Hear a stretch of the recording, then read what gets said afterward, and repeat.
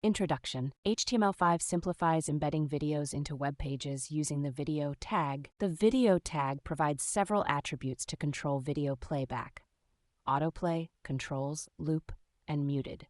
Embedding videos using the HTML5 video tag. Videos are embedded using the video tag with the SAR attribute to specify the video file path. The browser will load and play the video within the web page. Control attributes. Controls attribute displays default video controls, such as play, pause, and volume. Autoplay attribute starts the video automatically when the page loads. Loop attribute allows the video to start over again once it ends. Muted attribute mutes the video on load. Multiple source files. Not all browsers support all video formats, so it's important to provide multiple source files using the source tag. The browser will try to load the first source file, and if not supported, it will move to the next one. Common errors and how to avoid them. Not providing alternate source files is a common error.